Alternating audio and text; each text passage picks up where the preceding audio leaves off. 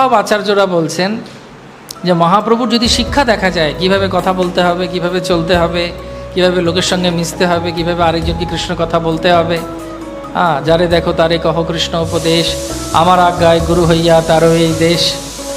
তো অত কিছু বিচার করতে গেলে মহাপ্রভু অনেক কিছু শিখিয়েছেন, কিন্তু সব শিক্ষাকে যদি একত্রিতভূত করা হয়, একসঙ্গে করা হয়, তাহলে তিনটে শিক্ষা মহাপ্রভু আমাদেরকে দিয়েছেন, আমাদেরকে বলছেন করার জন্য। সবাই তৈরি? প্রথম, মহাপ্রভু বলছেন সাধু সঙ্গ করার জন্য। নিজের আচরণের মাধ্যমেও তিনি দেখাচ্ছেন সাধু সঙ্গ করার জন্য। সাধু সঙ্গ সর্বশাস্ত্রে কয়, লভমাত্র সাধু সঙ্গে সর্বসিদ্ধি হয়। তো সাধু সঙ্গর কথা মহাপ্রভু বলছেন। কীরকম সাধু সঙ্গ করতে হবে? যাদের সংস্পর্শে থেকে, স্ত্রী পুরুষ নির্বিচারে, কেউ বৈষ্ণব বা বৈষ্ণবী, যার সংস্পর্শে থেকে আমরা সবসময় স্মর্তব্য সততম বিষ্ণু বিস্মর্তব্য না কদা অনুচিত, সবসময় বিষ্ণুকে মনে করব, কখনো বিষ্ণুকে ভুলবো না, সেটা হবে, সেটা হচ্ছে সঙ্গ। সঙ্গ মানে এই নয় যে পাশে বসে আছি একজন বৈষ্ণব ভক্তের আর ঘুমিয়ে পড়েছি, হরে কৃষ্ণ, সেটা সঙ্গ নয়। অনেকে আবার অনেক সময় ভাবেন সঙ্গ মানে কি, যে মন্দিরে রবিবার করে আসা বা একাদশীতে আসা, তাই না? সেটা ভালো, কিন্তু সাধুসঙ্গের অর্থ কি? সাধুসঙ্গের মানে হচ্ছে তার কাছ থেকে কৃষ্ণ কথা শোনা, তার জ্ঞান নেওয়া এবং সেটা নিজের জীবনে পালন করা।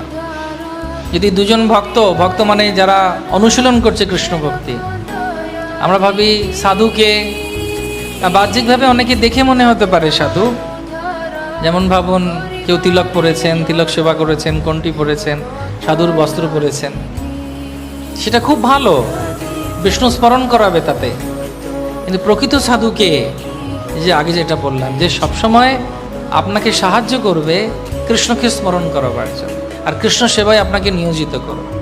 এবং শিল প্রভুপাদ ছিলেন এরকম একজন ভগবানের শুদ্ধ ভক্ত। তার প্রভাবে দেখুন সারা বিশ্বে কৃষ্ণ নাম হচ্ছে। মহাপ্রভুকে তিনজন তিন জায়গায় জিজ্ঞেস করেছেন স্থান কাল পরিস্থিতি হিসেবে, যে বৈষ্ণব কে?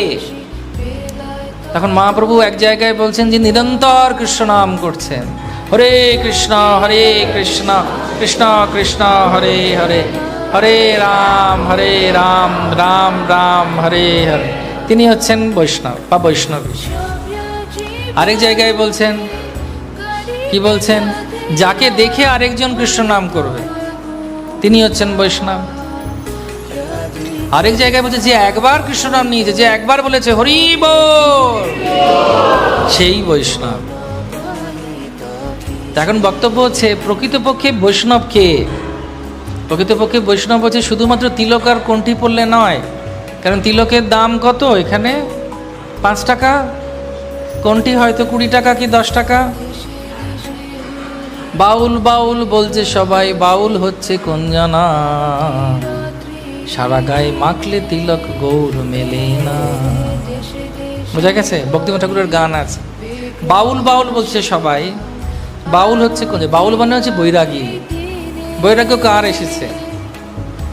সেই জন্য বলা হচ্ছে শুধু তিলক আর কোনটি, হ্যাঁ সেটা বাহ্যিকভাবে নিজেকে সাবধান এবং ভগবানের ভক্তির একটা অঙ্গ, কিন্তু প্রকৃতপক্ষে ভগবানের ভক্তি বা বৈষ্ণব কে হতে পারেন?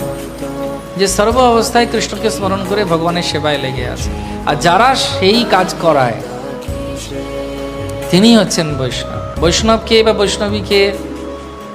যে একে অপরের সঙ্গে সবসময় আলোচনা করে কৃষ্ণকে নিয়ে, তার মঙ্গলের কথা চিন্তা করে, এই ভালো আছিস, তোর কাপড়টা খুব সুন্দর হয়েছে, বা তোর গয়না খুব ভালো লাগছে, কোন গাড়িতে এলি, কে ছেড়ে দিয়ে গেল, এটা আলোচনার বিষয় নয়। কৃষ্ণ ভক্ত কিরকম? সে শান্ত। কেন শান্ত? তার কারণ হচ্ছে তার কোনো চাইবার ইচ্ছা নেই। অন্নাবিলাসিতং শূন্যং জ্ঞান গর্মাদি অনাবৃতম অনুকূল্যেন কৃষ্ণানুশীলনম ভক্তির উত্তম। সেটা হচ্ছে সর্ব উচ্চ বৈষ্ণব। তাদের কাছে আর কিছুই নেই, সে শুধু কৃষ্ণকে নিয়েই থাকে। অন্তত আমাদের চেষ্টা করা উচিত সেই জায়গায় পৌঁছানো।